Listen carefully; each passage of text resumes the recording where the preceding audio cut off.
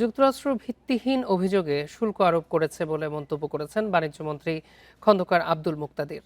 দুপুরে সিলেটের শাহজালাল বিশ্ববিদ্যালয় অডিটোরিয়ামে দুটি ইংলিশ মিডিয়াম স্কুলের সমাবর্তন অনুষ্ঠান শেষে সাংবাদিকদের প্রশ্নের জবাবে তিনি কথা বলেন। জানান, জোরপূর্বক শ্রম রোধে ব্যর্থতার অভিযোগে মার্কিন যুক্তরাষ্ট্র যে শুল্ক আরোপ করেছে তার কোনো ভিত্তি নেই। তবে নতুন শুল্ক আরোপে বাণিজ্য পরিস্থিতির কোনো পরিবর্তন ঘটবে না। আগে যে শুল্ক নীতি ছিল তাদের আইন অনুসারে সময় অতিক্রম করার নতুন করে একই মাত্রার শুল্ক থাকবে। ভোগান্তি ভুলে চলে আসুন রিগালে, ওয়ারেন্টি সহ স্টাইলিশ কালেকশন নিয়ে রেডি রিগাল ফার্নিচার। তবে তা ভিন্ন নামে হবে। এছাড়া তীব্র খাদ্য সংকট নিয়ে জাতিসংঘের প্রতিবেদন সম্পর্কে মন্ত্রী বলেন, দেশে ইউরিয়া সহ সব ধরনের সারের যথেষ্ট মজুদ রয়েছে, ফলে এ নিয়ে দুশ্চিন্তার কোনো কারণ নেই। সেই শুল্ক ওই নামে পার হয়ে যাবে, কিন্তু এখন যে শুল্কটা ধার্য করা হয়েছে সেটা সেই একই পরিমাণ।